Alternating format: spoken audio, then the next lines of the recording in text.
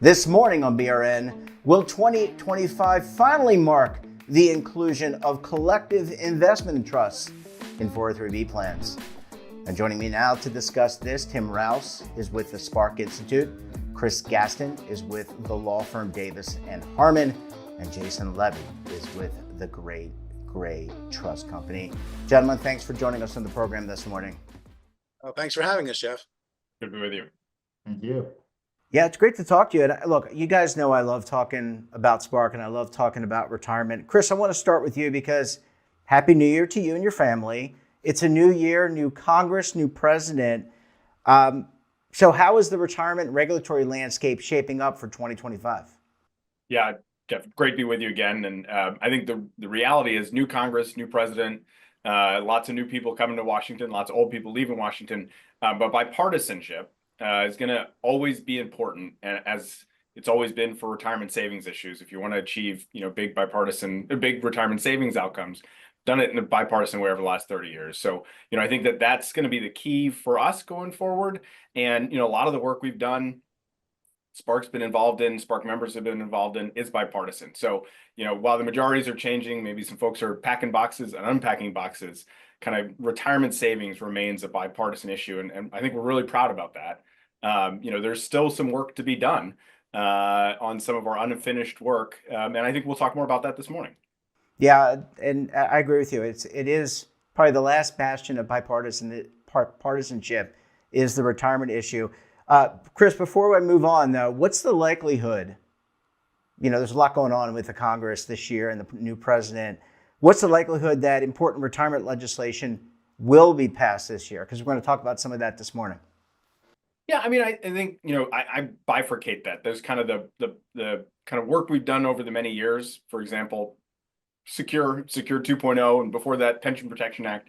That really is going to be bipartisan, and I think needs years of development. So I'm not suspecting or expecting that the next kind of secure package, whether I call it Secure 33 and a third, that's going to be enacted in 2025 or 2026. There's still work to be done to put that package together.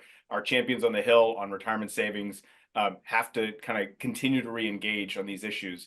But, there are some things left undone from Secure 2.0, like expanding 403B plan investment options, which, might have a path outside of that broader bipartisan retirement savings effort, because it's just a broad bipartisan banking securities effort now. That certainly. Tim, let me go to you. And again, great to see you as always. And, new president, new year, 2025. Are Spark members excited for what this could mean for retirement issues? Sure, Jeff. I mean, we as Chris said it best, I mean, we continue to need to implement Secure 2.0. We're certainly looking as an organization to maintain DC plan and incentives. And like Chris said, we want to finish the job for the 403B plans. Part of Secure 2.0 gave us a piece of that. And now what we need to do is really get the second piece of it to finish the job.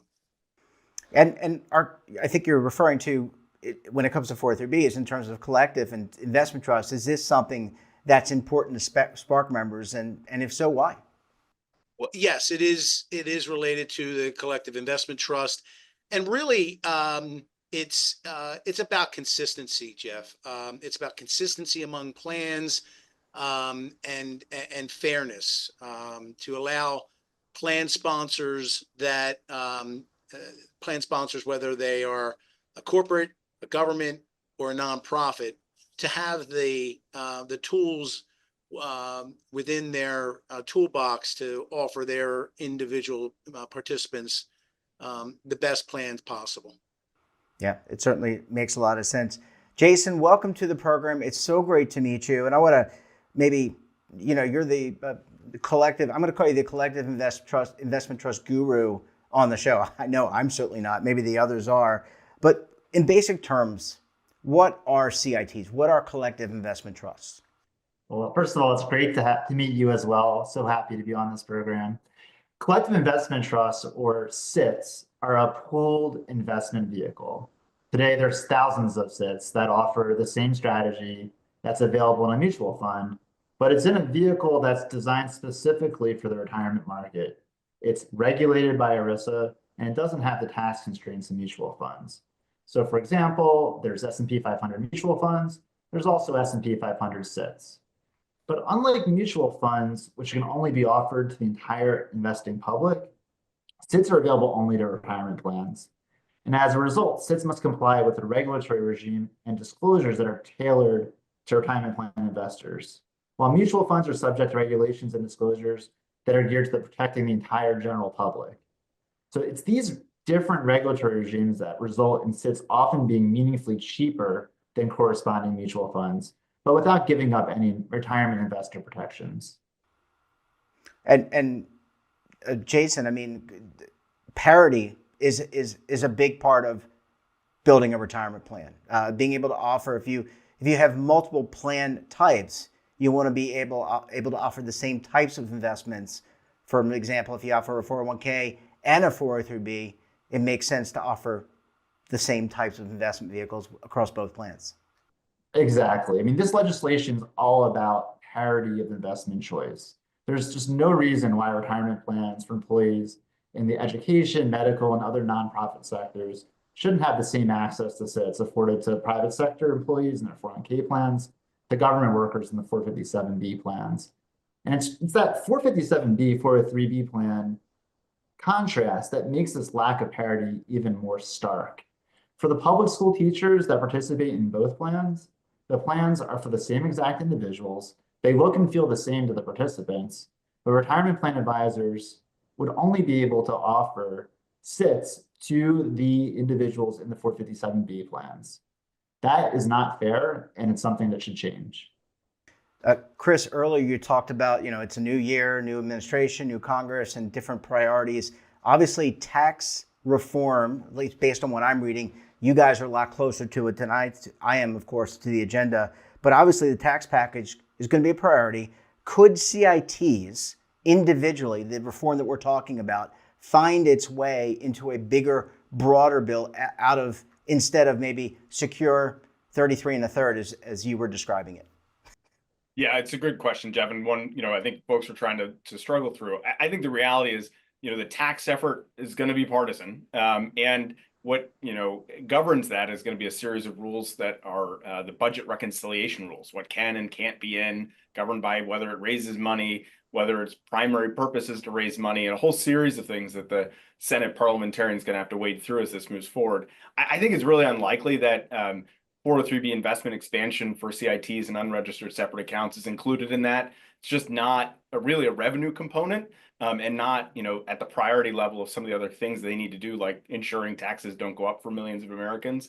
But I think there'll be parallel efforts actually out of the Senate Banking and House Financial Services Committee to work on financial reforms. And that is probably the most likely path for the 403B investment expansion. And I think they're good news. Both House Banking and House Financial Services and Senate Banking Committee have bipartisan support for this provision.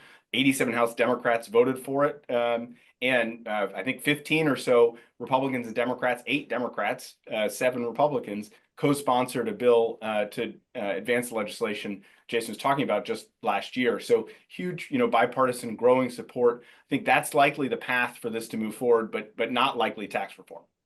And Jason, just coming back to you for a second, I think you intimated this. Haven't we been close to getting parity in the past? I mean, Chris just mentioned it. There's bipartisan support here. So we've been down this road before. We've got support, or not we, but it's got support. Exactly. Back in December 2022, Congress made clear their desire to give 403B plans access to SITs. They amended the tax law to do so. So all we need is bipartisan legislation that's pending right now to change the securities laws to finish the job. And what do we need to do to get it over the hurdle? Do I need to make a phone call right now to the White House or to the House of Representatives? I'm just kidding. But in seriousness, what do we need to do to kind of get this over the hump? Because it just in a lot of ways makes so much sense. It does. And I mean, I think I'd defer to Chris on the specific strategies. But I would really emphasize that this is common ground, common sense, bipartisan legislation that has broad support across the aisle. There's just no good reason to further delay providing all workplace retirement plans with the access to the same low-cost, transparent, and strictly regulated SIP vehicles that have been available to private sector plans like 401k plans for decades. And Chris, I'll round it out with you because I know Jason brought you up in terms of strategy. What can we do? What can the folks watching the show, the Spark members, participants that may be in 403B plans to say, I want the benefits of that. What can we do?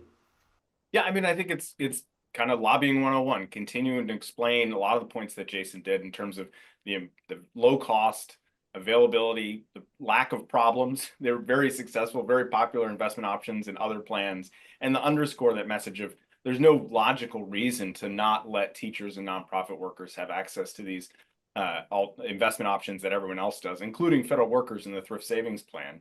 I think the other thing is we need to just continue to get plan sponsors engaged. It's something for us to say we have a great thing and we think people should take advantage. I think Congress hearing from employers on behalf of their employees that this is a great offering that they'd like to offer. There's been a lot of that, needs to probably be more of that, because those are the people that members of Congress certainly listen to, in addition to us, but employers on behalf of their employees saying that this is something that they want to add to their lineup as an option. It's not a requirement, right? But as an option.